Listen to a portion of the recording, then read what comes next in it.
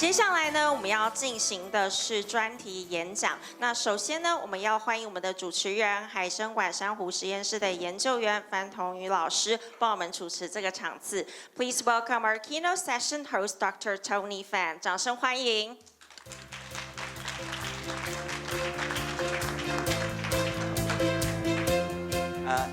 Good afternoon. It's my great honor to introduce the Professor Stuart Sandin for the keynote speech. So actually, there is a long-term collaboration between National Museum of Marine Biology and Aquarium with University of California, San Diego. You know, our first Director General, second Director General, both of them got their PhD from UCSD, and our aquarium is more than 20 years is a sister aquarium with the Birch Aquarium in Scripps Institute of Oceanography. Yeah. And Professor Stuart Sandin, he's a world-class coral reef scientist. The most famous project is 100 Islands Challenge. He used the most advanced technology to study, to monitoring coral reefs. And he contributed a lot to Taiwan. So there are 4 islands, Kenting, Green Island, Orchid Island, and Dongsan Atoll within the 100 islands. Actually, you know, Taiwan is famous for the Taipei 101 building, right? So actually, he contributed more to Taiwan. So this year, we will go to Xiaoliuqiu, the coral reef island, to do the large area imaging monitoring, and we will work on the restoration also. So so actually it became 101 Islands Challenge, and we will continue to work together forever. Okay, so let's welcome the shining star scientist, Professor Stuart Sandin.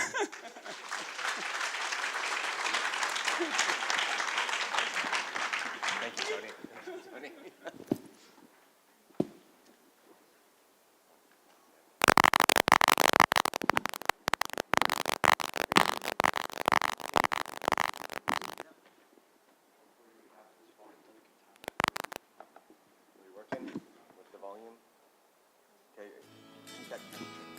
Okay. Hi, everybody. Thank you, Tony, for that introduction. That was terrific. I like the reference to 101, but I don't think that I can perform as well as that building. Well, it's great to see everybody, and I want to just take a moment to think about why we're all here. I think we're all here because we do care about our coastal ecosystems. We're all very fascinated by what's happening in our nearshore environments. Some of us may be here because we're just fascinated with the ecosystem itself. Let's think about it. The coastal ecosystem has been one of the most vibrant communities that's fed humanity since the beginning of time. But we know today that things are changing. And so many of us are here because we're concerned about that pattern and pace of change. Whether, like the movie last night, we're concerned about there being fewer fishes in our nearshore environment, or probably like we're thinking about today, there are fewer corals than there used to be. There's good reason for us to get together and try to think about some solutions to right that ship and to find some ways to get that coastal ecosystem back to its vibrance. I want to start by thanking the Delta Electronics Foundation. Thank you very much for your leadership in bringing us all together to be able to have this conversation. I think it's very timely and it's very important, and the community who's here has been already a very interesting and collaborative group. And to the Taiwan Coral Reef Society and to the National Museum of Marine Biology and Aquarium, thanks for hosting. Thanks for all that participation. But let's jump into this. Why are we here today? We're here today to be thinking about corals, to be thinking about ways that they work so that we can leverage our understanding of the corals in a restoration sense. We want to make sure that we get these patterns, these trends that are currently negative, to go back positive. And I want to share with you some insights that we've been able to gain about corals through the 100 Island Challenge, and probably more importantly, by being able to watch corals through time and across space to get some insights into what the corals themselves are telling us. If we know what they're telling us, we can work with them to try to find a way to improve these ecosystems. But to do that, we first have to think about how we got here. Through a very interesting turn of fate, a good colleague of ours, Dr. Jim Porter from University of Georgia, was perhaps the first person to use large area imaging to understand what was happening in coral reefs.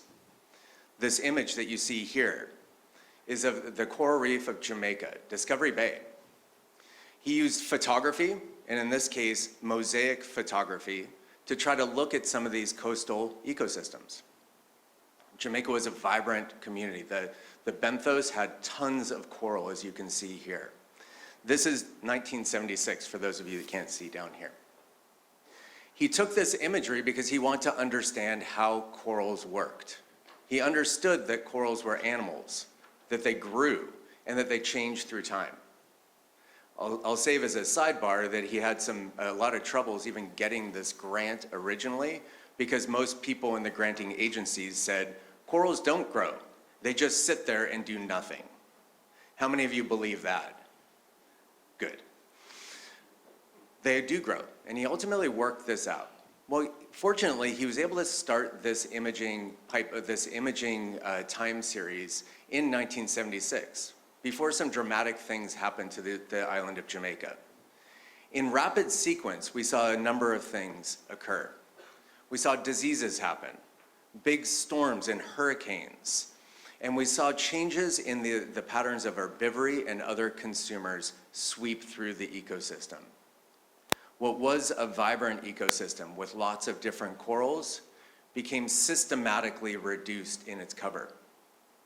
Those acroporid corals that you saw, by and large gone, originally hit by a storm and ultimately knocked out by predators. In us thinking about the other corals, we systematically saw a decline.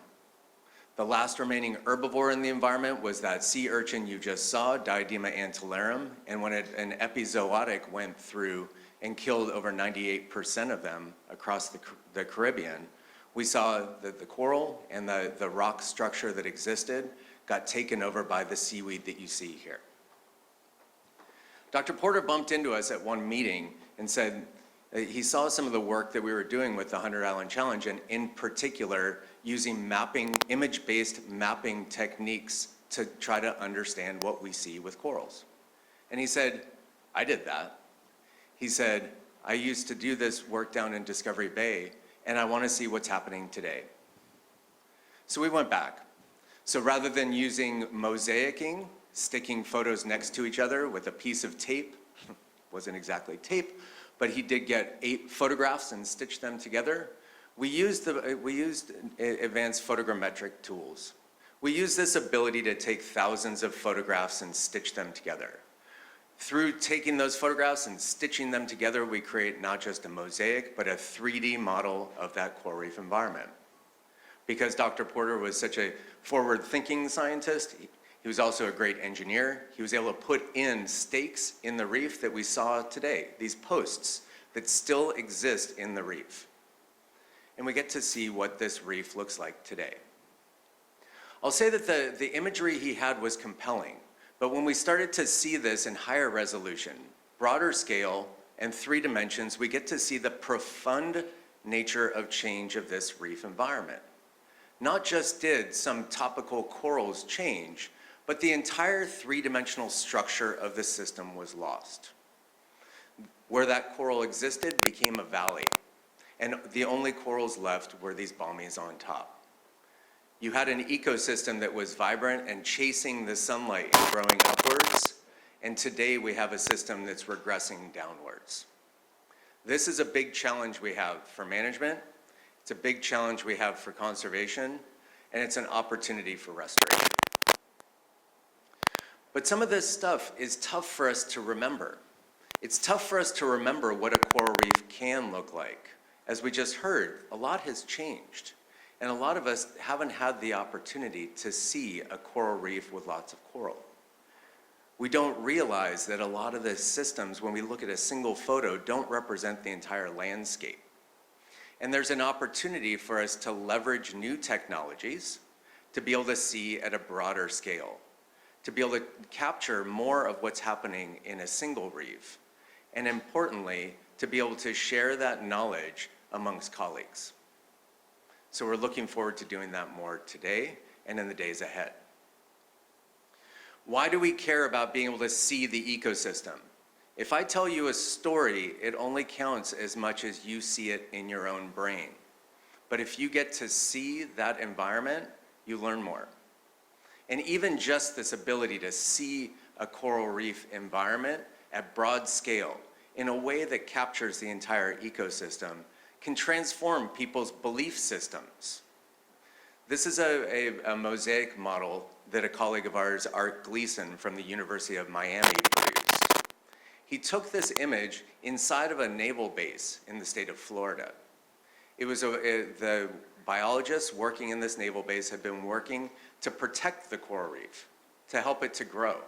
And they wrote reports about how much new coral had grown because of their activities. These reports, when handed out on pieces of paper, were not accepted. People thought they were lying. The brown that you see in the middle is what currently is in the United States listed as an endangered species, Acropora cervicornis. He said that these biologists were reporting that they had a lot of coral, this endangered coral, in their base, and nobody believed them. Dr. Gleason showed them this one image, and all the people who didn't believe, believed. We can learn by seeing. On the island of Curacao, an oil exploration barge that you see in the top right there broke its mooring. It floated ashore and it crashed into the coral reef. The company that owned the barge in the middle of the night pulled it off the reef, moored it again, and claimed that it had caused no damage, that it didn't influence that reef environment. Dr. Mark Vermey from Carmabi in Curacao went through and took photographs of this entire reefscape. Do you recognize anything in the middle, in the green right there? That dent that the arrow is pointing towards is exactly the same size as that exploration barge. He showed this image to the attorneys that were trying not to pay the fine. Those attorneys called their client, and the client left the island and never came back. You can see, when you see, you believe. And ultimately, there's something more that we can do as a community, that we can learn together. We were starting work in the Republic of Palau, and we went to visit the governor of Peleliu State, Temi Shul, and asked him for permissions to work in his state's waters. We said we were interested in learning about the fishes, and we were interested in learning about the corals. We were able to roll out these posters. The posters looked just like this, saying, this was before we had cheap mobile devices. You know? And we rolled this thing out and said, hey, this is your coral reef. And he took a step back and paused, and he said, you know, I was raised a fisherman. The fish can tell me when there are enough of them and I can fish.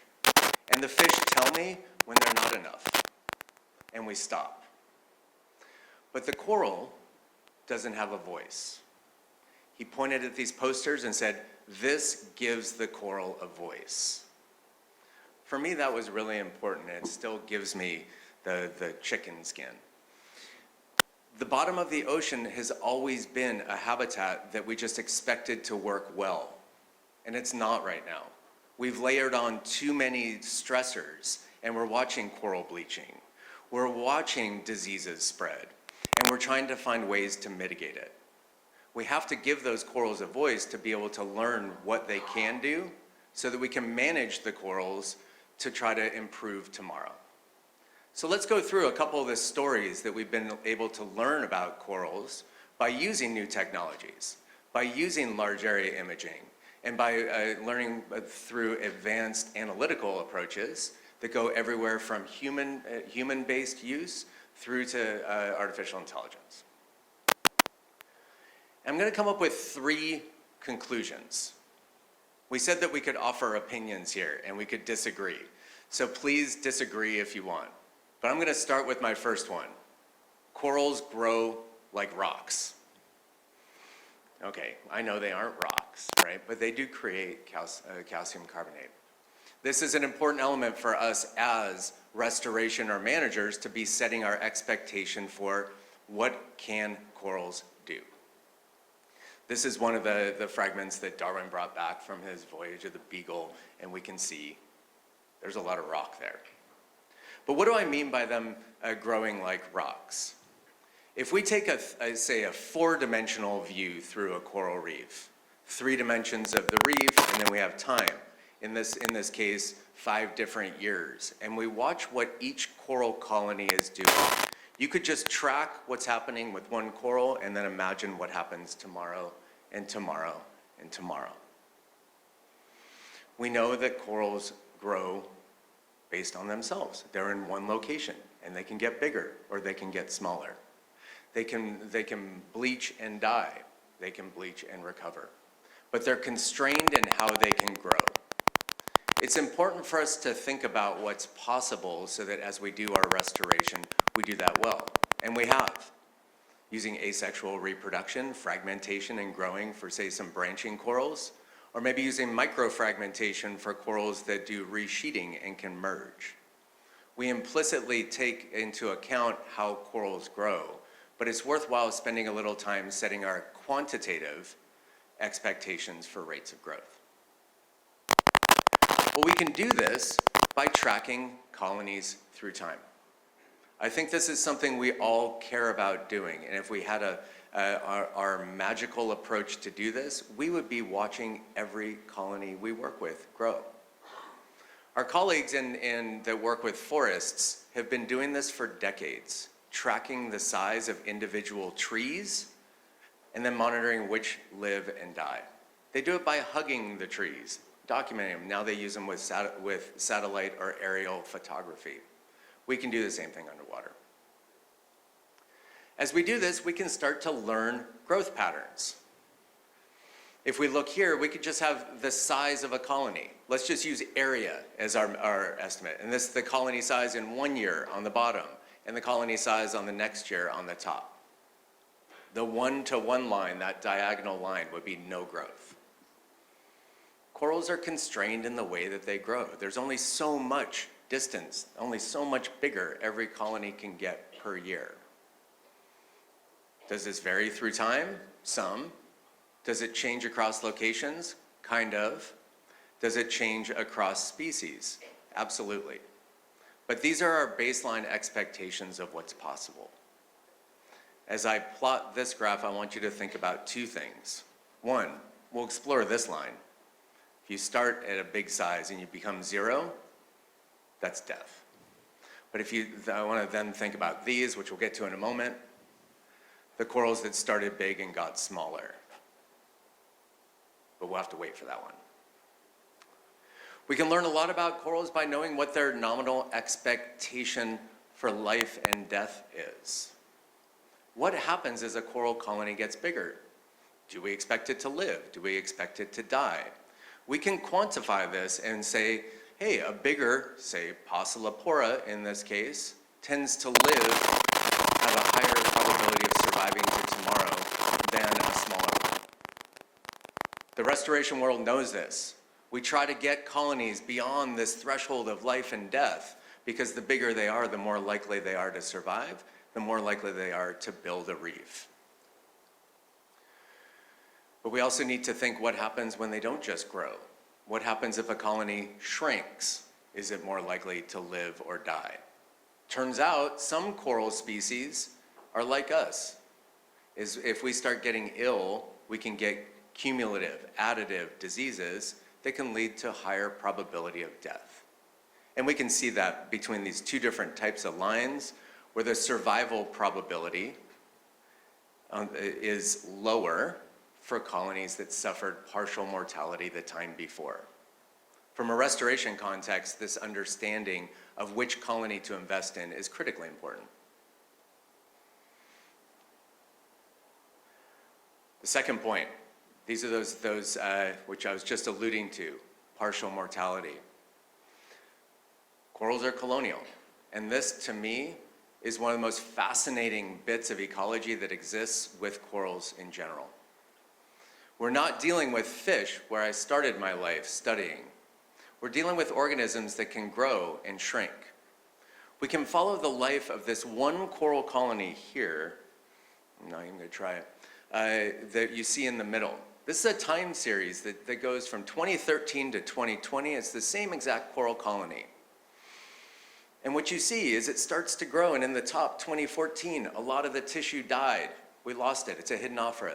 A little bit more gone. We go to 2016, a little bit it comes back, 17 more. And then if we follow this bottom row here, each of the knobs that existed on the side of it became a bigger and bigger colony. This coral died partially, but then it continued to grow. This is awesome, and this is, I think, a very important part of coral biology. We know this, but I think I want to get to the quantitative expectations. Let me bring up a question here. If you imagine going across an intact, a baseline, a historical coral reef, do you expect coral colonies to be clustered? Do they exist near to one another of the same species? I mean, most ecologists would say all organisms cluster at some scale. We wanted to go through and think about this, to think, if I go across a landscape, do I expect one species of coral to be near to the same species or a different species? How do we outplant corals if we want to ask this in a restoration standpoint? Well, let's start with the question, where are coral babies? In this image, this movie here, we're watching a way that Nicole Peterson, who's going to be helping to lead some of the workshops coming up ahead, worked to map all of the coral babies that were across this one landscape. Each color is a different taxon. And what I mean by a baby here, for those of you who are precise, would be a coral colony that's 1 centimeter to 5 centimeters in diameter, okay?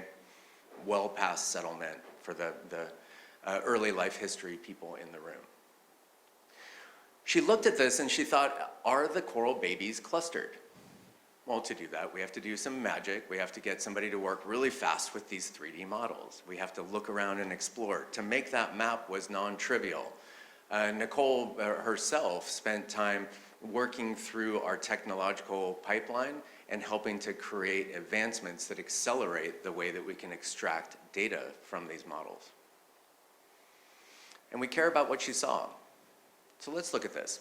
She first found that those coral babies don't live in the same location. They like to live in rubble habitats. Okay, that's going to sound uncomfortable until I define what rubble means. I'm not talking about sand, I'm talking about big chunks of rock that get turned over, say, once per year in a big swell event. So if we look at a map of the rubble in the white, and you look at the distribution of the coral babies, more of them are there. This is on the island of Palmyra, where there's lots of fish and lots of coral and competition for space. The coral babies seem to have found a refuge habitat where they can settle successfully, grow successfully, and then continue their life.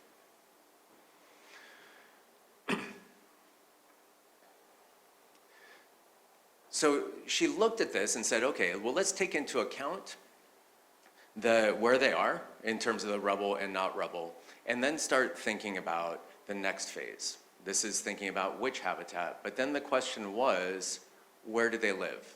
Do the species live more next to each other than you would expect by chance? So she mapped that out. She mapped out this through a nearest neighbor distance analysis, just a way to look at spatial distributions. By and large, she found, for those of you who don't like spatial statistics, that corals are not clustered. Little babies are just randomly scattered across the whole environment. Anybody hear a restoration opportunity there? These are just the way the babies go.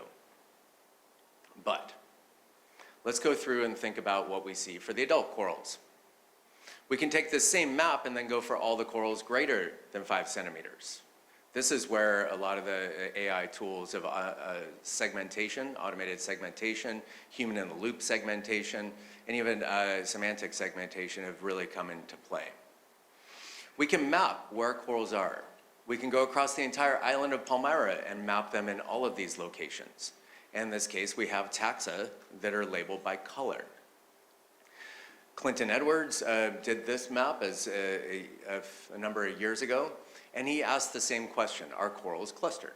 Well, these adult corals, for those who don't want to care too much about it, showed strong patterns of clustering.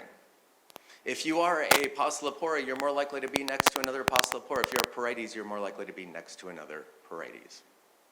Now, for those demographers in the room, how do you go from recruitment being random to adults being clustered? Corals are cool organisms. They can grow and fragment. They can break apart and grow. They can suffer partial mortality, and bits of them continue to grow. This idea that the clusters that existed are probably formed not during recruitment, but during post-recruitment, during that long phase that corals spend growing, living, dying, competing for space, and really trying to establish themselves on a reefscape. It's a tens of years time scale, not a month's time scale to get these patterns. And we see this across the globe. And we see this across the globe. Okay, let me get to my third point. We know that corals grow like rocks. We know that corals grow like rocks where part of them can die and other parts of them can grow. But corals have built a life based upon fighting for space. Please, especially the younger people in the room, do not forget that. Corals are fouling organisms. They can grow really fast. Their adaptations are to compete with one another and hold on to space. They don't want other organisms on top of them or next to them. And they have this ability to grow right up to the water line if it's shallow, to grow over other colonies, to find these amazing ways to compete with one another, to take over space. This is the baseline coral reef. This is what we're hoping for. Do not be fooled by a colony here and a colony there and think, oh, they're so cute as these single organisms that sit by themselves. They're fighters. Now imagine this. Look at this timeline. This is the same plot through time.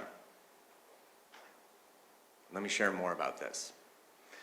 Okay, we can take these same images, we go through time and look at the same plot, and in this case, we just color-coded all new three-dimensional volume in green. So this is growth. Everything that you see is green is growth. Everything you see in red is death, or at least lost volume. There have been a number of papers that people have written about Morea during this regrowth period when they had this huge recruitment of Poecilophora, and every one of these coral colonies was growing at some rate that was incredible, radial growth of a few centimeters. And they all grew, and they all grew, and they all grew. If you've read the literature, if you've have friends in French Polynesia, you'll know that that didn't work too well because it was very limited genetic diversity, and a whole host of problems happened when it got warm. Crown of thorns starfish showed up, and currently all of these colonies are dead. But there's a whole host of ways that corals compete with one another. It's not just a single population of a bunch of individuals trying to grow a little bit bigger, but they find every way to compete with one another. We had a time series of work where we've been visiting the southern line islands of the Republic of Kiribati, uninhabited islands that are in the Central Pacific, about 2 days on a ship north of Tahiti, a couple degrees south of the equator. In 2015-16, there was a hot water event that caused a bunch of bleaching. You go from a reef that was pretty stunning, we see a bunch of pink, those are the colonies that died, and then what happens after that? We get a bunch more coral growing back. And they grow back in a fascinating number of ways. We pulled together a hit list, if you will, a highlight reel of the coral reef behaviors for 4 different plots from across the Southern Line Islands that I want to share with you as ways that corals can grow, things that we want to see moving forward. Top one, it gets hot. Let's remember, it gets hot in between these 2 time points, the first and the second, okay? Gets hot, bleaching, death, about half the corals died across the islands. Gets hot, let's look at the top row. The top row gets hot, not too much changed. Ecologically, we can call that resistance if we want. Resistance to a stressor. Number 2, we can have mortality. We see that in the second column up here, all that pink, these parietes that are pink suffered partial mortality. And as we move forward, they had regrowth. The parietes, the pavona, the goniastria, we saw a whole host of these colonies resheeting and growing back. They were regrowing over their existing skeleton, and they did it really fast. 2013, 2017, 2021, and 2023. What else can happen? Well, recruitment. This is the way we started thinking about coral babies. Why don't we go here where we lost the Passipor zelai, and then a whole host of colonies just recruited on top of them and are starting to grow on top of that same structure. Sexual recruitment probably, and a regrowth of a population, and happening pretty darn fast in a few years. And we can get to this final point. In each of these cases, we're seeing similar taxonomy before and after that disturbance event, but we know that adaptation isn't necessarily happen through an evolutionary thing. It can happen ecologically. Reorganization or reassembly. We can see a series of reefs suffer some mortality, and lo and behold, these Montipora overgrow that same space. Different type of coral, different services, and we can have arguments all day long as to which is right and wrong. But this is what corals can do. They have a lot, if we look across this high diversity, all the interesting stuff that goes on with corals, there are a whole host of solutions that are out there for us to be leveraging in our restoration efforts. And the last bit of information I just wanted to share with you is just thinking about what are colonies doing across the globe. The Southern Line Islands is a unique location. Nobody has ever lived there. Central Pacific, are these atolls somehow different? So what we did is we took this imagery that we've been working with for over a decade, and we found 5 locations where we have this large area imaging across a 10-year time period. And we asked this question: what's the average coral doing? If I find a coral, what does it look like 10 years later? Is it growing or is it dying? A couple spots in the Caribbean, a few spots in the Pacific, and soon, Tony, we have to do it here in Taiwan. What is happening with these colonies? Well, a lot. We used to just study change based on percent cover, and we still do, and we still should. But just looking at percent cover, in this case, the yellow, the bottom bit of this bar is the amount of coral. It doesn't tell us the whole story. Let's take, for instance, the island up there. These are incomplete data, so if you see that there were 5 islands, you only have 4 islands, yell at my team. I'm joking, do not. We're very close to getting all the data complete, so I apologize for that inconsistency. But what we can see is if we look across particular locations, the percent coral cover maybe doesn't change too much. But does that mean that every coral isn't changing? No way. Let's go through and take the pulse of individual corals, one by one by one by one. Anybody have a notebook that looks like this from their restoration efforts, thinking about a particular coral colony you have and then tracking its fate through time? That's what we're doing here. For PMAS 491, we think about what happened in that year, and that year, and that year. And we've got our codes here, and green is good. Green means go. Green means growth. The purple are colonies that have gone backwards, partial mortality, and the X's show death. A lot is happening in these reefs. Corals are doing a lot of different things, and there's a lot of variation that's happening across in each one of these locations. Yes, we saw that one case study in Moorea of that rapid growth, but that's not the typical change. It's okay if a lot of your corals die in your nursery, because they do.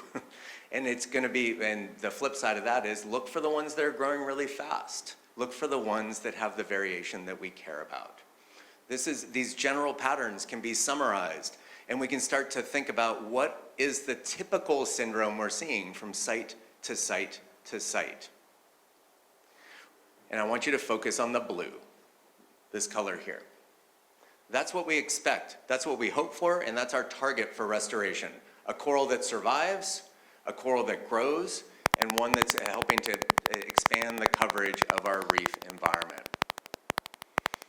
We're getting about 40% of all corals are seeing this. It's across the globe, or at least 5 locations. We're starting to see some general patterns that are out there. This variation is to be expected.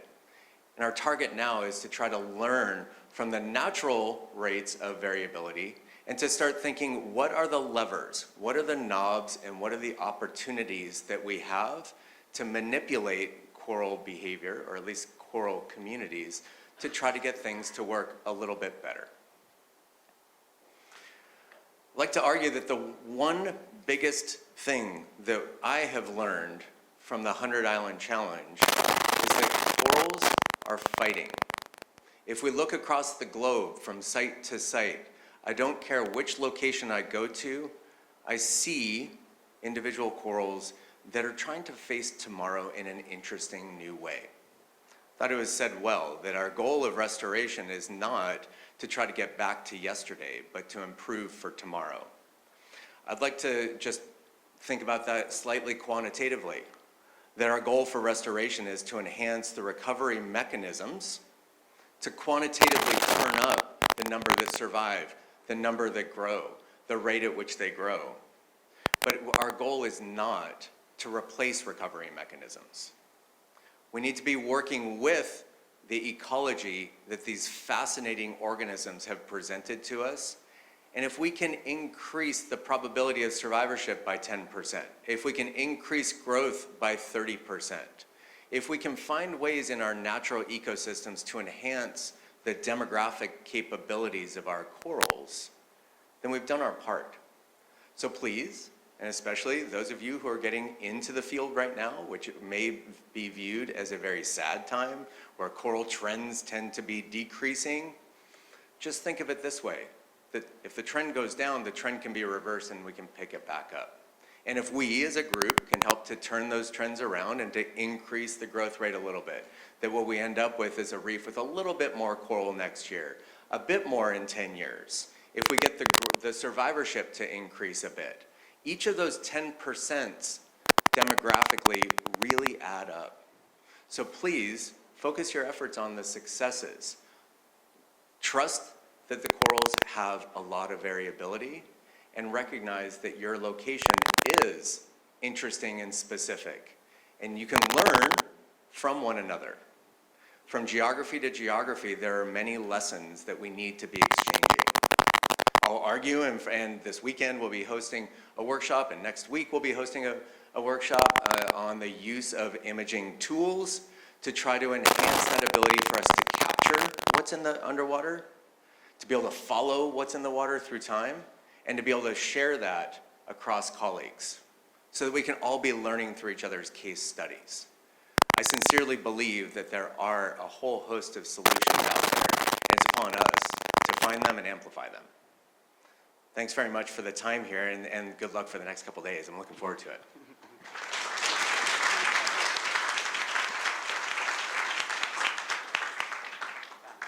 Great talks. So we still have several minutes for discussion. Any questions? Oh, I need that. Yes. There could be questions. Yeah, good. Sorry. Go ahead.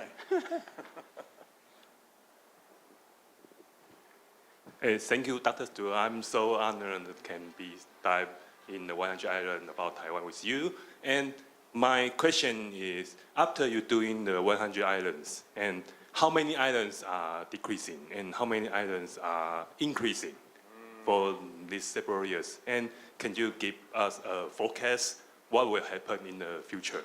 Is our reef will die or they will just find their way?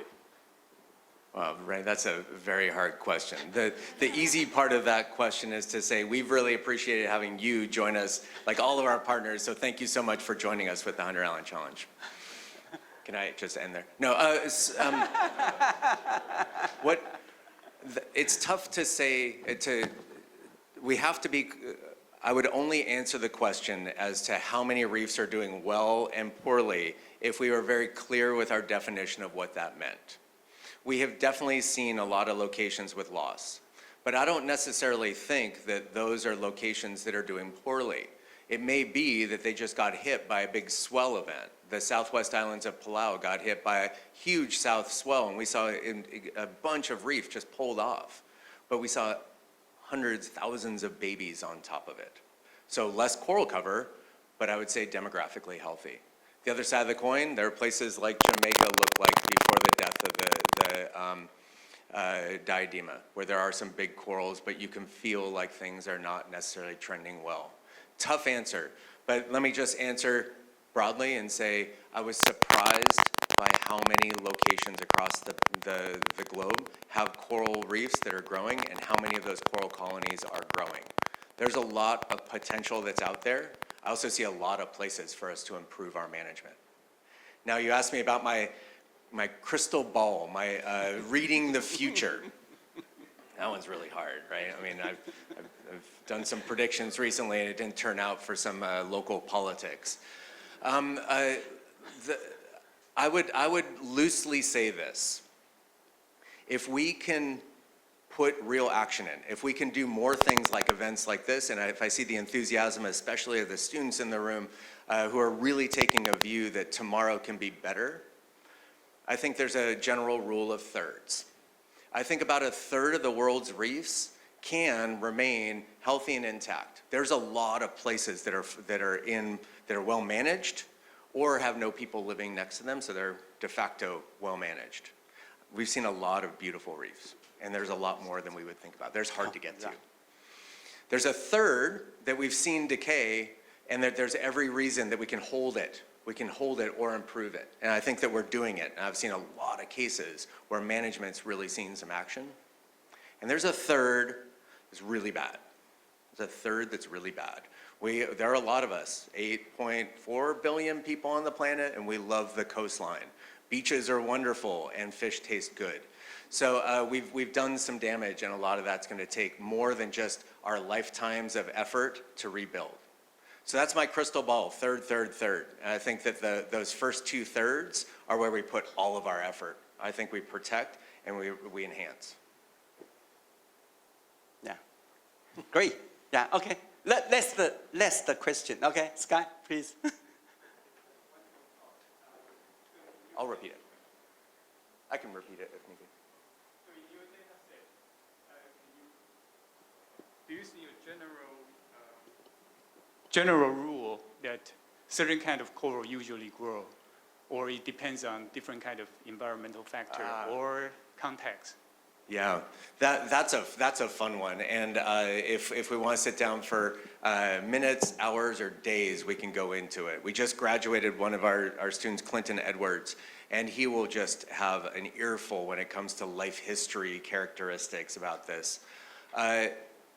There's a whole host of approaches, of competition, of growth rate, of resistance to disturbance, capacity for partial mortality and regrowth. Different taxa are using them in different combinations that lead them to be successful in some settings and unsuccessful in others. I think it's very context specific. I will say there are a couple very interesting things. When we have the current status of a lot of the multiple stressors for corals, at least in the Pacific, we're seeing that some of these taxa that can suffer partial mortality and regrow are becoming more and more common, right? The massive porites, Lutea, lobata, whatever you want to call it. You can give me a few more species names, I'm sure. But that whole complex of the big, massive corals, we actually see more and more of it. There's actually a net increase of that over the last 20 years across the Pacific. More. This is not just relative. It's not just the proportion of the coral. There's more of it. So it's been successful because I think it can deal with some of the stresses and it's liberated from the competition for space that, say, some of the fast-growing ones used to grow on top of it. So it's context-specific, and I think those levers of management can help to enhance particular types more than others, and I think that that's the fascinating area that we're at right now. Sorry, so the time ends. Okay, so you are welcome to discuss with everyone. Okay, so let's have a break. It's a so successful beginning. So yeah, thank you, Professor. Thank you so much. Okay. So before we break for tea, we'd like to invite all the speakers to the information desk outside for the group photo. So please, with all the speakers, go to the information desk. And then we would also like to invite everyone else to enjoy some tea and refreshment in classroom 3 and 4, and also visit the first poster session. We will continue again at 2:50 p.m., so please return on time. Thank you for your cooperation.